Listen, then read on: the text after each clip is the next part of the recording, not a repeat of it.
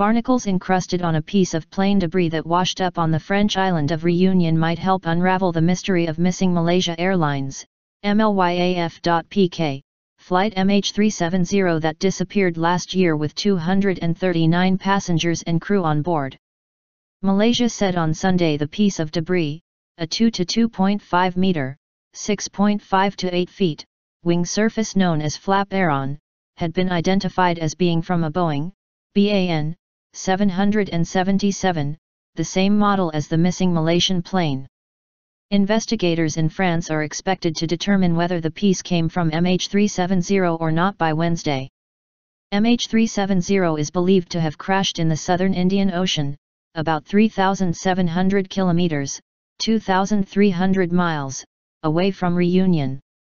Based on photographs, ecologists in Australia believe the crustaceans clinging to the wing piece are goose or stalk barnacles.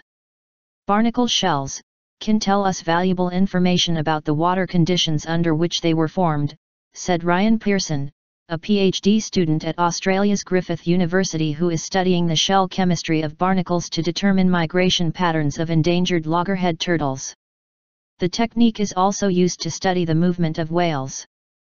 Experts analyze barnacle shells to determine the temperature and chemical composition of the water through which they pass to help reveal their origin. While the technique could help narrow the area of the search for MH370 to within tens, or hundreds, of kilometers, it was unlikely to pinpoint an exact location, Pearson said.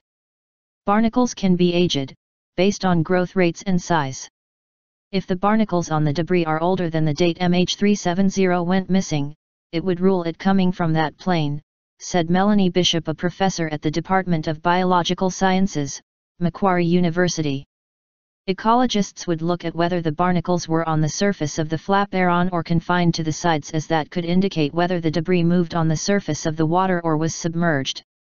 The investigators in France would also be on the lookout for other organisms such as tube worms, coralline red algae or shellfish that could also provide clues.